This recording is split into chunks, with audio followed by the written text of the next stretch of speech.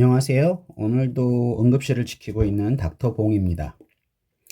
오늘은 어린 아이들, 보통 100일이 안 된 아이들의 열이 있을 때 어떻게 하는지, 대부분의 의사 선생님들은 아시겠지만 이게 2021년도에 치료 가이드가 개정이 돼가지고 그거에 따라서 우리 보호자분들도 조금 이해하기 쉽게끔 설명을 드려보려고 합니다. 사실 예전에 제가 공부할 때만 해도 3개월이 안 된 애기들은 무조건 할 수 있는 검사 다 했습니다. 혈액 검사, 소변 검사, 뇌척수액 검사, 그리고 무조건 입원, 또 무조건 항생제 치료. 왜냐하면 굉장히 100일이 안 된 애기들이 열이 났을 때는 뇌수막염이나 폐혈증이나 이런 걸로 인해서 굉장히 위험할 수 있기 때문에 예외 없이 적용을 했었거든요. 근데 이제 점점 의학 기술이나 의학 지식들이 많이 이제 연구들이 활발해지면서 기준이 많이 완화가 됐습니다. 그래서 그 가이드를 오늘 말씀드리려고 합니다. 예전에는 60일 미만, 저 배울 때만 해도 90일 미만 모든 발열 영화를 폐혈증, 의증으로 간주해서 모두 입원시키고 모두 척수액 검사, 모두 항생제 투여를 했는데, 그러다 보니까 좀 불필요한 입원이나 과잉 치료가 발생할 수밖에 없었는데 그때는 그럴 수밖에 없었을 것 같습니다. 그런데 이제는 침습적인 세균 감염의 위험도가 연령별로 다르다라는 거하고, 또 염증 지표들도 새롭게 많이 나왔고, 또 예방접종도 많이 늘어났고, 그래서 이제는 조금씩 그 항생제 치료나 검사도 약간 위험할 수 있는 그런 검사도, 침습적인 검사 같은 것들도 많이 줄이고, 또 예방접종이나 이제 위생 상태의 변화 때문에 B형 연쇄상구균이 예전에는 굉장히 많았었는데 지금은 그런 것들도 많이 줄었는데 대장균은 오히려 좀 많이 늘어났어요. 그래서 요 어린 영아들이 감염하는 균주도 많이 변하고, 진단 기술, 프로칼시토닌 같은 그런 세균성 감염에서 증가하는 그런 기술들이 발전하면서 요런 변화가 가능하게 됐습니다. 그래서 현재로서는 2개월 미만, 60일 미만의 영아들에 대해서 어떻게 치료하는지에 대해서 설명드리려고 하는 겁니다. 일단 2개월, 60일이 안 된 아이들 모든 발열 영아 중에 오늘 이제 얘기할 내용들은 어떤 애들이냐면, 열은 나는데 아기가 빵긋빵긋 잘 울고 잘 웃고 괜찮아 보인다. 그 다음에 체온이 열이 난다. 38도 이상이다. 그 다음에 나이가 신생아는 제외하고 8일에서 60일까지. 그 다음에 제테주스, 엄마 배에서 37주 이후에 나온 애들, 미숙아가 아닌 애들, 걔네들에 대해서 적용하는 거지, 미숙아 37주가 안 된 애들이 나왔는데 열이 난다? 얘네들은 오늘 얘기하는 내용하고는 안 됩니다. 적용이 안 됩니다. 그 다음에 아기가 나이가 60일 미만이라도 아파 보인다. 그러면 이거는 무조건 검사가 들어가야 되고, 또 신생아는 신생아 나름대로 또 그 치료하는 프로토콜이 따로 있습니다. 그 다음에 국소적으로 확실하게 감염이 의심되면 또 그 감염을 치료하는 거고, 최근에 항생제를 사용한 아이들에 대해서는 또 얘기가 또 달라지고요. 그 다음에 산모가 헐페스 감염이 있을 때 그런 위험이 있다 하면은 또 오늘 얘기하는 거하고 좀 다릅니다. 이 경우는 따로 또 치료하는 프로토콜이 따로 있습니다. 일단 오늘 얘기할 내용이 이 얘기가 단데, 뭐냐 하면 태어난 지 8일에서 21일까지 된 아기들이 열이 난다. 38도 이상 열이 난다. 그러면 이 아기들은 예외가 없습니다. 100% 모두 검사를 다 해야 되고, 입원해서 치료해야 되고, 항생제 치료가 들어가야 됩니다. 예전에 제가 배울 땐 3개월 미만의 애들이 다 이렇게 했었는데 지금은 이제 3주. 21일까지는 열나는 애기들은 무조건 다 할 수 있는 검사 다 하고 입원하고 항생제 치료해야 됩니다. 생후 2주에서 4주 사이에는 세균성 수막염 및 균열증의 위험도는 급격하게 변화됩니다. 아이들이 이제 급격하게 커 나가기도 하면서 이 위험도나 상황이 많이 변할 수 있습니다. 그 다음에 중간에 22일과 28일은 조금 좀 빼놓고요. 29일부터 60일까지 애기들은 이것저것 검사를 하고, 특히나 요로 감염을 중심으로 해서 검사를 해보고, 요로 감염이 없다, 또 혈액 검사나 뭐 이런 것들이 이상이 없다, 염증 수치도 정상이다, 그러면 집에 갈 수도 있고 그냥 간단한 발열 질환으로 치료할 수도 있습니다. 근데 요 22일과 28일은 이 회색지대라고 하죠. 얘네들은 이제 고려할 게 많습니다. 그건 또 말씀을 드릴 겁니다. 경우에 따라서 입원해서 항생제 치료해야 될 경우도 있고, 요 추천자도 해야 될 경우도 있고, 그 다음에 그냥 지켜보고 먹는 항생제로 견뎌볼 수도 있고, 또 하루하루 외래 내원해서 치료하는 경우도 있을 수 있고요. 8일에서 21일까지 열나는 아이들은 적극적으로 치료해야 됩니다. 이 나이의 아기들은 침습적인 세균 감염 위험이 굉장히 높습니다. 일단 소변 검사, 혈액 배양 검사, 그 다음에 요추 천자 검사는 필수입니다. 안쓰러워도 어쩔 수 없습니다. 만약에 뇌수막염이 있는데 그걸 놓치고 항생제 치료하다가 제대로 치료가 되지 않았을 때, 그때는 평생에 걸쳐서 후회를 할 수도 있습니다. 뇌수막염을 잡아내기 가능성이 많기 때문에 뇌수막염을 잡아내기 위해서 요추천자에서 뇌척수액 검사가 필수입니다. 전원 입원해야 되고 전원 항생제 투여를 해야 됩니다. 그 다음에 소변 검사, 혈액 검사 결과가 24시간에서 36시간 뒤에 그 검사 결과에 따라서, 배양 결과에 따라서 항생제 바꾸거나 뭐 치료를 어떻게 해야 되는지 그때 가서 결정을 할 수가 있습니다. 22일에서 28일은 따져봐야 될 게 좀 많습니다. 일단 혈액 검사, 소변 검사를 해야 되겠죠. 그 혈액 검사에는 염증 지표에는 프로칼시토닌, CRP, CBC, 일반 혈액 검사까지 다 있을 거고요. 염증 지표를 다 검사했는데 다 정상이다, 그러면 요추천자를 안 할 수 있습니다. 뇌척수액 검사를 안 할 수 있고, 그 다음에 그렇지만은 입원을 원하시는 분들은 입원을 해볼 수도 있습니다. 또 집에서 치료하고 싶다 그러면 집에서 치료하는데, 그 대신 하루 정도 지나서 다시 와서 의사가 다시 한번 보고 다시 판단을 해야 됩니다. 그런데 소변 검사도 이상이 있거나 혈액 배양 검사에서 이상이 있거나 혈액 백혈구 수치가 높거나 염증 지표에 CRP나 프로칼시토닌이 높다, 비정상이다, 그러면 이때도 요추천자 뇌척수액 검사를 시행해야 합니다. 물론 입원해서 항생제 투여도 해야 되고요.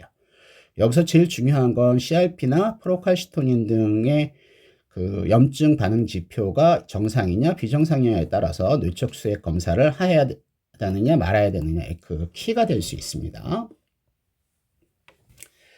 29일에서 60일까지 요 나이 애들은 요로 감염이 굉장히 많습니다. 그래가지고 소변 검사가 아주 필수적입니다. 그리고 혈액 검사해서 그 염증 반응 수치들을 검사를 해봐서 소변도 괜찮고 염증 수치도 괜찮다, 모두 정상이다, 그러면 요추천자는 당연히 안 해도 되겠고, 항생제는 불필요하고 집에서 귀가해서 관찰할 수 있습니다. 근데 소변 검사는 양성이다, 그러면 소변 배양 검사를 해서 먹는 약으로 항생제를 투여하고 집으로 갈 수도 있습니다. 그런데 소변 검사가 양성이든 아니든 염증 수치가 너무 상승해 있다, 그러면 더 검사가 필요하니까 추가 검사하거나 입원을 생각해 봐야 될 수 있고요. 우리가 염증 수치라고 하는데, 염증 수치들은 보통 이제 백혈구 수치, CRP, 프로칼시토닌 이런 것들을 얘기하는데, 우리가 이제 애들을 입원하느냐, 뇌척수액 검사를 하느냐 이렇게 얘기한 때는 그 기준은 프로칼시토닌은 0.5 이상이면 무조건 이상이 있다라고 하고, 이럴 때는 세균성 감염이 강력히 의심된다라고 할 수 있습니다.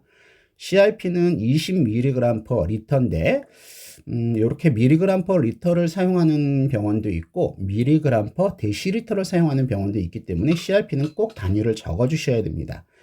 20mg per 리터 이상이거나 2mg per 데시리터 이상일 경우에 양성으로 판단을 합니다. 물론 정상은 0.3이나 0.5 이상이긴 하지만 우리가 치료를 어떻게 해야 되느냐, 세균성 감염을 의심하느냐 하는 그런 컷오프 기준은 CRP를 기준으로 합니다.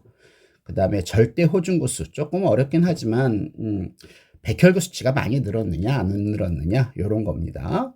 그 다음에 체온은 38도 이상을 이제 우리가 해열제 매기는 기준이라고 하지만 38.5도 이상일 때를 양성 소견으로 봐서 요런 기준들이 있을 때는 입원을 해야 된다, 안 해야 된다, 이런 결정 기준이 되는 겁니다. 요 추천자, 솔직히 굉장히 좀 안쓰럽죠. 애기들 허리에서 바늘을 꽂아가지고 뇌촉색을 빼가지고 그걸 검사를 해봐야 된다라는 게 좀 안쓰럽기도 하고 약간 위험하기도 하고, 단순한 뇌수막염 같은 경우에는 뭐 검사가 그렇게 어려운 건 아니긴 하지만 어찌됐든 애기 허리에서 뭘 뺀다라는 게 부모님들한테는 굉장히 충격적일 수도 있습니다. 하지만 검사가 위험한 게 아니고 병이 위험한 거죠. 그래서 8일에서 21일 된 애기들이 38.5도 이상의 열이 난다. 38도를 기준으로 해야 되겠죠. 그러면 강력하게 권고가 됩니다. 해야만 합니다. 필수입니다. 22일에서 28일인 경우에는 혈액검사나 소변검사나 이런 거에서 이상이 있을 때는 검사를 해야 되지만 모든 그 CRP나 프로칼시토닌이나 백혈구 수치가 다 정상이다 그러면 안 할 수도 있습니다. 하는 게 안전할 수도 있고요. 그 다음에 29일에서 60일 된 애기들은 염증 지표도 정상이고 소변 검사가 정상이라면 검사를 하지 않습니다. 근데 여기서 조금 고려해야 될 거는 우리가 그 염증 수치나 소변 검사만 하는 게 아니고 코에다가 이제 PCR 검사라고 해서 요새 바이러스 23종 또는 일부 세균 감염까지 검사를 하기도 하는데, 그런 것들에서 양성이 나왔으니까 아 얘는 독감이구나, 얘는 코로나구나, 얘는 RS 바이러스구나, 뭐 이런 것들이 나왔다고 하더라도 너무 어리기 때문에 그 바이러스만이 아니고 다른 세균 감염이나 위험한 다른 균 감염이 있을 수 있기 때문에 바이러스가 양성이라도 지금 오늘 설명한 그 프로토콜을 그대로 적용해서 치료해야 됩니다. 또 산모가 자연분만을 했다거나 산모한테 수포가 있다거나 단순포진이 이제 생식기 단순포진이 있다거나 아니면 간 수치가 상승하거나 뭐 산모의 경련이 있다거나 그렇다면 애기한테는 그 PCR 이 헐페스 단순포진에 대한 PCR이 따로 있거든요. 그 검사를 꼭 해야 되고 아시클로버라는 약을 투여를 해야 된다라는 거, 요건 좀 예외적으로 좀 알고 계셔야 될 거고요. 그 다음에 우리가 이제 집으로 갈 수 있는 경우는 영아의 전신 상태가 양호하고 잘 웃고 아기가 아파 보이지 않고 잘 먹고 검사 결과의 소변 검사도 괜찮고 염증 수치도 괜찮고, 그 다음에 보호자분들이 아기를 잘 볼 수 있을 것 같다라고 생각이 들 때, 또 전화 연결이나 24시간 이내에 언제라도 의사가 연락했을 때 병원에 재방문할 수 있는 사람들, 그 다음에 확실하게 보호자분들이 치료에 잘 따라오시겠다, 내일 다시 병원에 오시겠다 한다라고 하면 응급실에서 집에 갈 수도 있습니다. 그 다음에 검사 결과는 다 괜찮긴 한데 이런 상황이 안 된다, 아기가 뭐 24시간 이내에 다시 병원에 오지 못하는 경우나 아니면 보호자분들이 치료에 대해서 영 내키지 않을 때는 입원 관찰해야 될 수 있습니다. 아기 건강을 위해서. 다시 한번 말씀을 드리면 고위험군인 28일에서 21일 된 애들은 소변검사, 혈액검사, 요추천자 다 해야 되고요. 그 다음에 항생제 치료해야 되고요. 전원 입원을 해야 되고요. 중간은 회색지대로 이제 이것저것 따져야 될 게 많고 29일에서 60일 된 아기들은 소변 검사를 주로 잘 봐야 되고 혈액 검사와 그다음에 염증 수치를 권장을 하고 요추천자는 불필요하지만 그다음에 염증 수치가 높으면 고려를 해봐야 되겠고 항생제는 염증 수치가 높지 않다라고 하면 불필요하지만 또 염증 수치가 높거나 프로칼시토닌이 높거나 그러면 필요할 수도 있고요. 입원 여부는 말씀드렸듯이 24시간 이내에 재내원을 하거나 보호자분들이 치료에 적극적이다라고 하면 집에서 관찰이 가능한 조건부로 귀가가 가능합니다. 이 의사들의 의견만으로 치료할 수 있는 시기가 아니죠. 요새는 부모님들의 의견도 적극적으로 들어야 되고 또 실제 입원시키는 일이 그렇게 쉬운 일은 아니고 또 검사하는 거 요추천자 검사도 굉장히 좀 정신적 트라우마를 일으킬 수도 있고 그런 걸로 인한 비용도 또 생각해야 되고 이런 것들을 다 고려해서 결정을 해야 된다라는 게 중요하고요. 다시 한번 핵심적으로 요약한다면 생후 60일 미만 발열 영아에서 나이는 가장 중요한 위험인자입니다. 어린 것이 가장 위험한 거죠. 프로칼시토닌이라는 검사가 현재로서는 가장 신뢰할 수 있는 위험도 분류 도구입니다. 29일 이상 한 달이 넘었고 염증 수치가 정상인 아이에게는 모든 환자를 척수액 검사를 하는 건 아닙니다. 그때그때 좀 따라서 해야 될 수도 있고 안 해야 될 수도 있고 그 다음에 저위험군 한 달에서 두 달이 된 아기들은 요로 감염을 절대 놓치지 않고 치료해야 된다는 게 중요하고요. 오늘 얘기한 내용들은 일단 건강해 보이는데 열나는 애들한테 대한 얘기지 아파 보이는 애기들이다 그러면 이런 거 다 소용없습니다. 검사를 적극적으로 해놔야 되겠죠. 할 수 있는 검사들 필요한 검사들 다 해야 되는 겁니다. 예전에는 어떤 중증 세균 감염 해가지고 시리어스 박테리얼 인펙션 해가지고 모든 환자들을 이제 100일 안 된 모든 환자들을 입원하고 여러 가지 치료를 했는데 많이 바뀌었습니다. 요새는 그 말 자체가 없어졌어요. 중증 세균 감염이란 말 자체가 없어져서 요새는 요로 감염, 뇌수막염 이렇게 확실하게 이제 그 원인 질환을 감별하는 질병으로 하고 또 예전에는 3개월이었는데 지금은 한 달 정도로 필수 입원하고 필수 항생제 뇌척수액 검사하는 것도 많이 줄어들었어요. 그래서 앞으로 10년쯤 후에는 뭔가 조금 더 다른 가이드가 나오지 않을까 생각도 들고 또 환자들 치료하는 데도 도움이 되지 않을까 싶습니다. 네, 이상 닥터봉이었습니다.